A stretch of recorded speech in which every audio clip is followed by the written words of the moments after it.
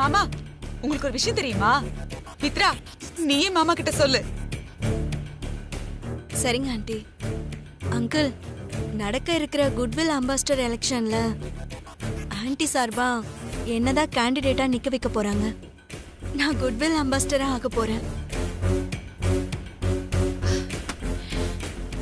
இந்த விஷயத்த நானே உங்ககிட்ட சொல்லலான்னு இருந்தேன். அதுக்குள்ள இவங்க முந்திக்கிட்டாங்க. நான் எடுத்த இந்த முடிவுல உங்களுக்கு சம்மதம் தானே? என்னக்கா நீங்க இதெல்லாம் போய் மாமா கிட்ட கேட்டுக்கிட்டு, நீங்க எடுத்த முடிவு தப்புன்னு மாமா என்னைக்கு சொல்லிருக்காரு? ஏன் மாமா?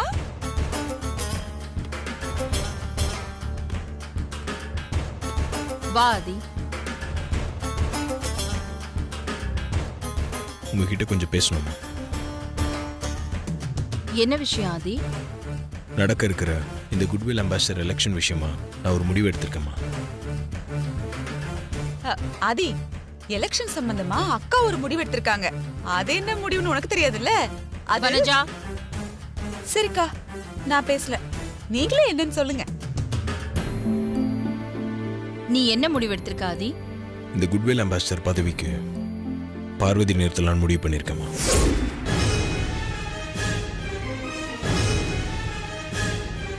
சில அவசியமான காரணங்களுக்காக நான் திடீர்னு இப்படி ஒரு முடிவு எடுக்க வேண்டியதா போயிருச்சு. நீங்க என்ன தப்பா எடுத்துக்காதீங்கம்மா. குட்வில் அம்பாசிடர் பதவிக்கு நான் மித்ராவை நிறுத்தலான்னு ஏற்கனவே முடிவு பண்ணிட்டேன் ஆதி. எனக்கு தெரியுமா, நான் இப்படி ஒரு முடிவு எடுக்கிறதுக்கு காரணமே நீங்க எடுத்திருக்க அந்த முடிவு தான்மா. ஏன் ஆதி, அப்போ அக்கா மித்ராவை அந்த பதவிக்கு நிக்க வைக்கலான்னு எடுத்த முடிவு தப்புன்னு நீ சொல்ல வரியா? ஆதி அவங்க அம்மா கிட்ட பேசிக்கிட்டு இருக்கா. நீ எதுக்கு வனஜா குறுக்க பேசிக்கிட்டு இருக்க? கொஞ்சம் சும்மா இருக்கியா? இது நாள் வரைக்கும் நான் எடுத்த எல்லா முடிவுகளுக்கும் பக்கபலமா இருந்து அத வெற்றிகரமா நடத்தி காட்டுன நீ இன்னைக்கு நான் எடுத்த முடிவு தப்புன்னு சொல்லி எனக்கு எதிரா ஒரு முடிவு எடுத்துட்டு வந்து நிக்கிற. நான் உங்களுக்கு எதிரான முடிவெல்லாம் எடுக்கலாமா? அந்த பதவிக்கு மித்ரா கொஞ்சம் கூட பொருத்தம் இல்லாதவன். மித்ரா அந்த பதவிக்கு வந்தா கம்பெனியில் நிறைய குழப்பம் வரும். அதை தடுக்கிறதுக்காக தான் இப்படி ஒரு முடிவுக்கு வந்தேன். எனக்கு ஒன்னும் புரியல. படிச்ச மித்ரா அந்த பதவிக்கு பொருத்தம் இல்லாதவா, ஆனா 10ஆம் கிளாஸ் கூட பாஸ் ஆகாத பார்வதி அந்த பதவிக்கு எப்படி பொருத்தமானவ? நீ நீ என்ன நினைச்சு இப்படி பேசுற ஆதி? அதானே, இது முடிவு எடுக்கிறதுக்கு அதிகாரம் இருக்கிற பதவி இல்லைம்மா. நிர்வாகத்துக்கும் தொழிலாளிகளுக்கும் நடுவில் 2 பக்கத்தில் இருக்கிற பிரச்சனைகளை புரிய வச்சு அமைதியை ஏற்படுத்தி கம்பெனி நல்லபடியாக நடக்கிறதுக்கு காரணமாக இருக்கிற ரொம்ப ரெஸ்பான்சிபிளான ஜாப் அது.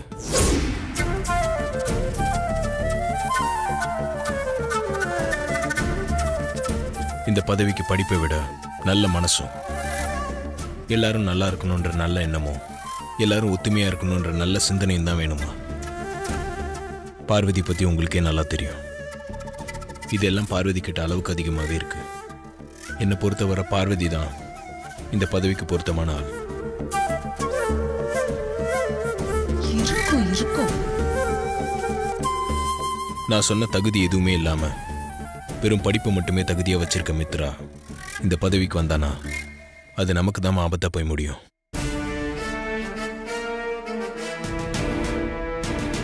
நீ பேசுறத பார்த்தா இந்த பதவிக்கு பார்வதியை நிறுத்தியே ஆகணும்னு நீ உறுதியா இருக்க போல இருக்கு. ஆமாமா, மித்ராக்கு எதிரான பார்வதி நிறுத்தியே தீருவேன்.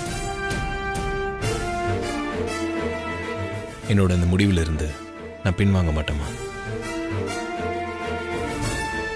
வேண்டாதி, இது நாள் வரைக்கும் நீ தோல்வியே பார்க்காதவன். பார்வதியை எலெக்ஷன்ல நிறுத்தினா தொழிலாளர்கள் யாரும் அவளுக்கு ஓட்டு போட மாட்டாங்க. நிச்சயமா அவ மித்ரா கிட்ட தோத்துதான் போவா.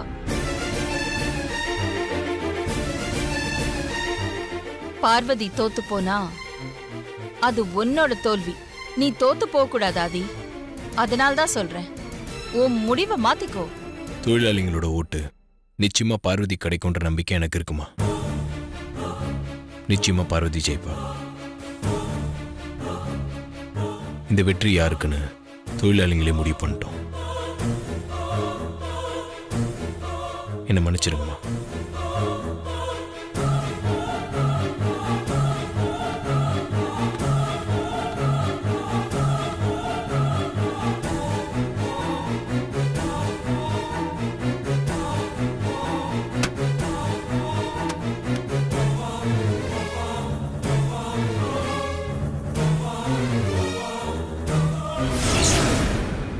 என்ன தப்பா நினைக்காதீங்க மாமா. எனக்கு என்னமோ நீங்க இந்த விஷயத்துல அவசரப்பட்டுட்டீங்கன்னு நினைக்கிறேன். இத்தனை நாளா அம்மா பேச்சுக்கு மறுபேச்சு பேசாத நீங்க இப்போ அம்மா கிட்ட வாக்குவாதம்லாம் பண்ணிட்டு வந்திருக்கீங்களே, இதனால அம்மா மனசு கஷ்டப்படாதா? அம்மா மனசு கஷ்டப்படும் தான், நான் இல்லைன்னு சொல்லியே. அதுக்காக அமைதியா இருந்து மித்ராவை சப்போர்ட் பண்ண சொல்றியா? அது எப்படி மாமா முடியும்? அவதான் நம்ம ஆதிக்கடவுர் பரம்பரைக்கே ஜென்ம எதிரியாச்சே. இந்த விஷயத்த அம்மா கிட்ட இப்ப சொல்ல முடியாது. மித்ராவை எலெக்ஷன்லயும் ஜெயிக்க விடக்கூடாது. இது எல்லாத்தையும் யோசிச்சு தான் நான் இப்படி ஒரு முடிவுக்கு வந்தேன்.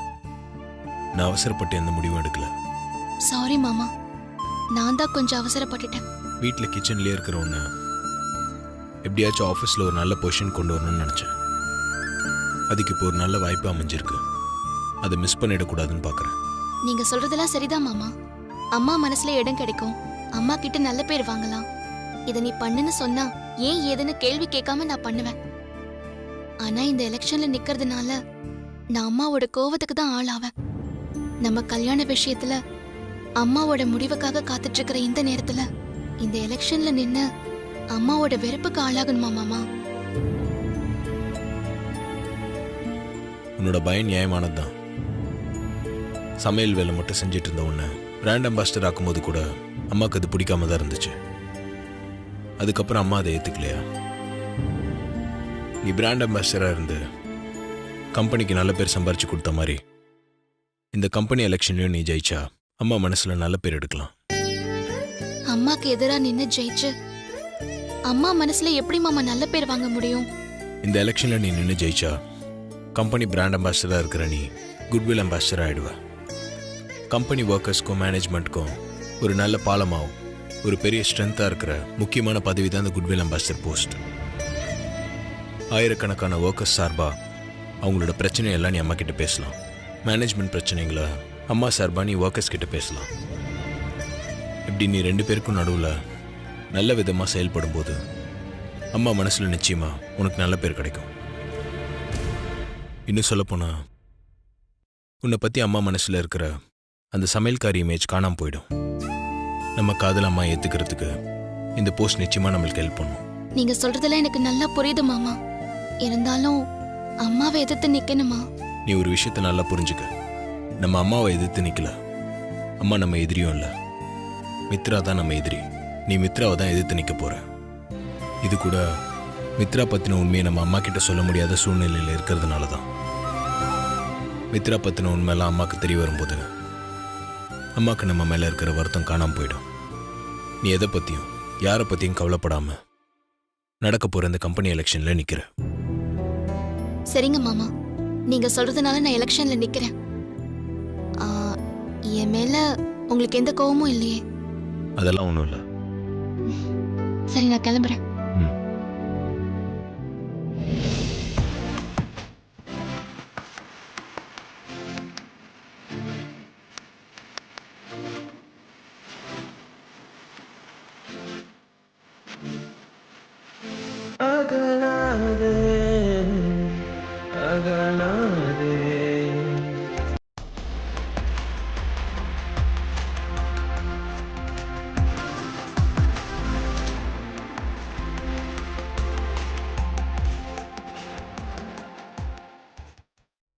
ஆதிக்கிட்ட இப்படி ஒரு மாற்றத்தை நான் கொஞ்சம் கூட எதிர்பார்க்கலங்க.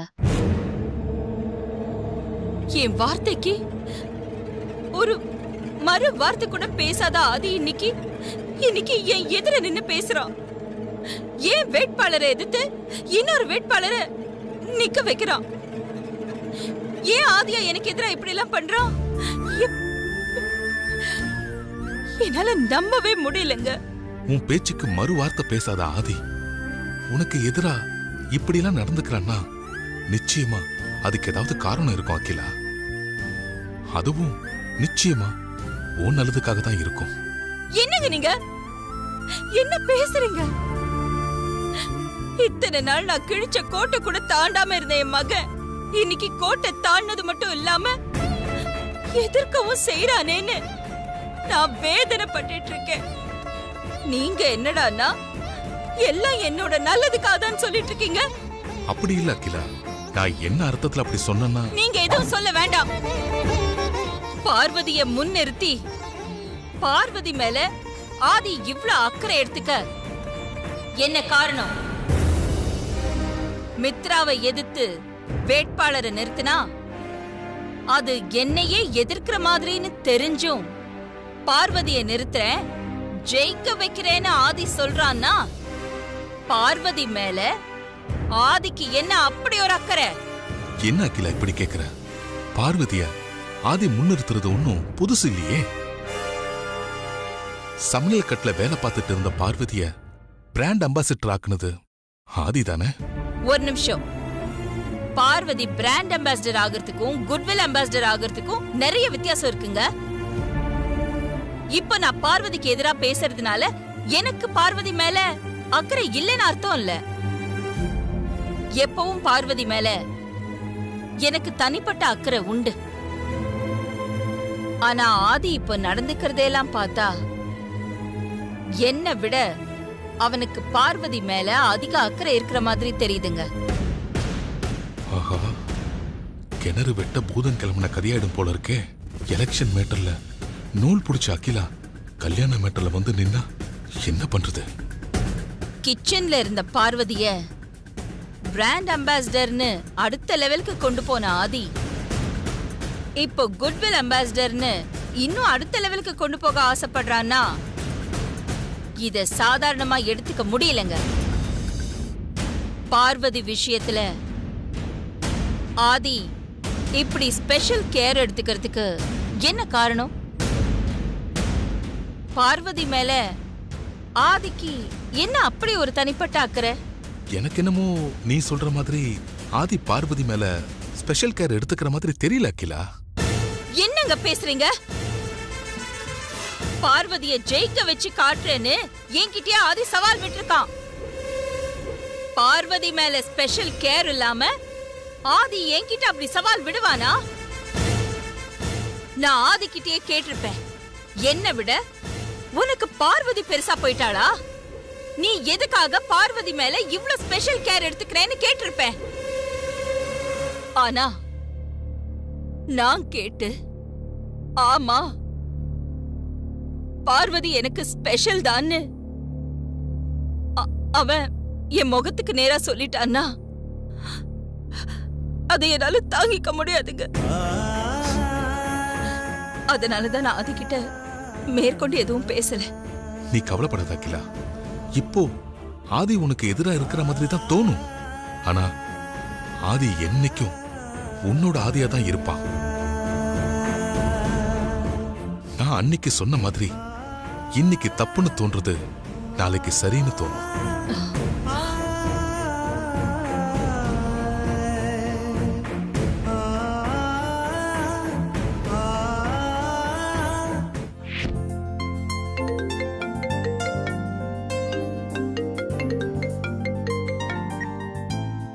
Hello sir, good morning sir.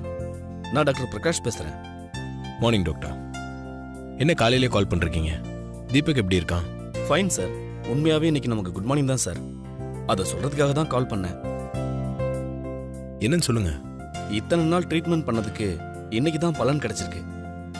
தீபக்கோட ஹெல்த்தில் ஒரு முன்னேற்றம் ஏற்பட்டிருக்கு. அப்படியா? தீபக் எதனா பேசினானா? நார்மல் ஆயிட்டானா? அப்படி சொல்ல முடியாது சார். இத்தனை நாளாக இருந்த தீபக்கை விட இப்போ கொஞ்சம் பெட்டர்மெண்ட்டாக தெரியுறாரு.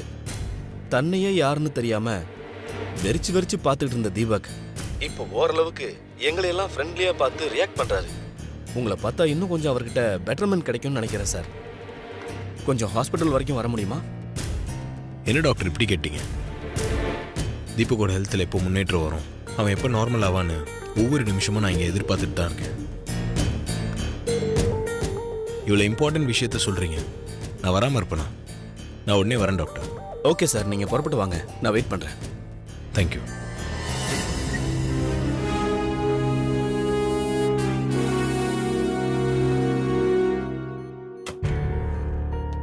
Please come. நீங்களே பாருங்க. தீபக், தீபக், தீபக்,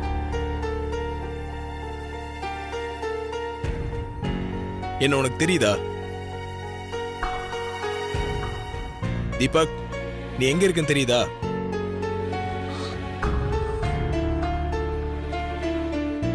இங்க பாரு, நான் தான் ஆதி.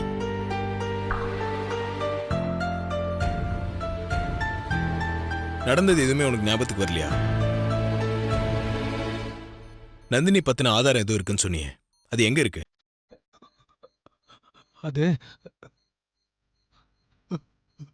அது டாக்டர், நான் கேட்டது அவனுக்கு புரிஞ்ச மாதிரி தலையாடுறானே. நான் பேசுறதுல அவனுக்கு புரியும்ல? சில சமயங்களில் நம்ம சொல்றத புரிஞ்சுக்கிட்ட மாதிரி ரியாக்ட் பண்றாரு. அதனால தான் உங்களுக்கு கால் பண்ணி வர சொன்னேன்.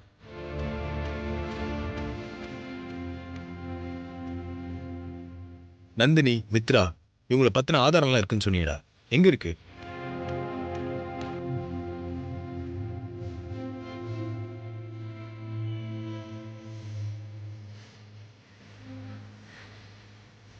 டாக்டர், ஒரு சின்ன ரெக்வெஸ்ட். சொல்லுங்க சார். இவனை அவன் வீட்டு வரைக்கும் நான் கூட்டிட்டு போயிட்டு வரலாமா?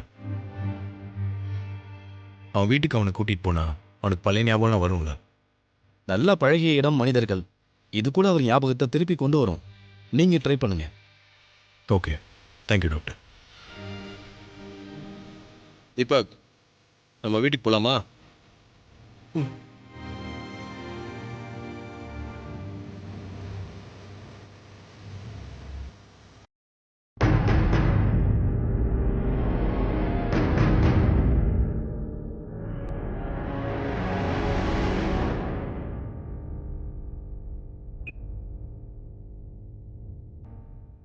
நான் உன்னை இப்போ எதுக்காக வர சொன்னேன் தெரியுமா சுந்தரம்? தெரியாதுமா. கம்பெனில நடக்க போற எலெக்ஷன்ல பார்வதி எனக்கு எதிரா நிக்கிறா. அது உனக்கு தெரியுமா? என்னம்மா சொல்றீங்க?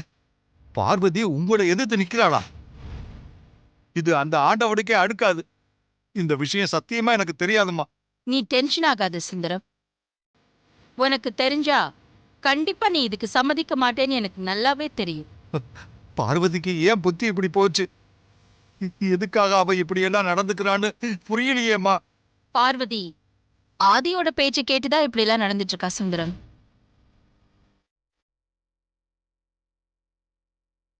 சில விஷயங்களை நான் பார்வதி கிட்ட நேரடியா பேச முடியாது. பேசினாலும் அது நல்லா இருக்காது.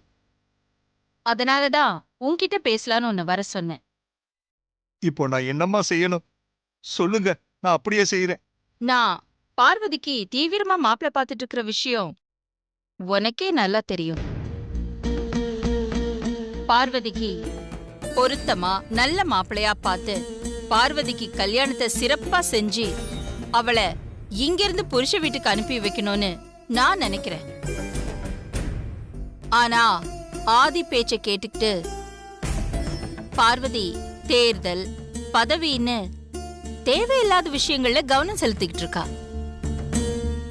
கம்பெனி எலெக்ஷன்ல ஏன் சார்பா நான் மித்ராவை வேட்பாளரா நிறுத்துறேன்னா அங்க நானே நிக்கிறதா தானே அர்த்தம். அப்போ மித்ராவை எதிர்த்து பார்வதி நின்னா அது என்ன எதிர்த்து நிக்கிற மாதிரி ஆகாது. இதெல்லாம் புரிஞ்சுக்காம பார்வதி ஆதி சொல்றத கேட்டுக்கிட்டு இப்படி எல்லாம் பண்ணிட்டு இருக்கான்னு நினைக்கிறேன். நீ பார்வதிக்கு கொஞ்சம் எடுத்து சொல்லி புரிய வை சுந்தரம். சரிங்கம்மா, நான் பார்வதிக்கு எடுத்து சொல்லி புரிய வைக்கிறேன். கம்பெனி தேர்தல்ல இருந்து பார்வதியை விலகிக்க சொல்றேம்மா.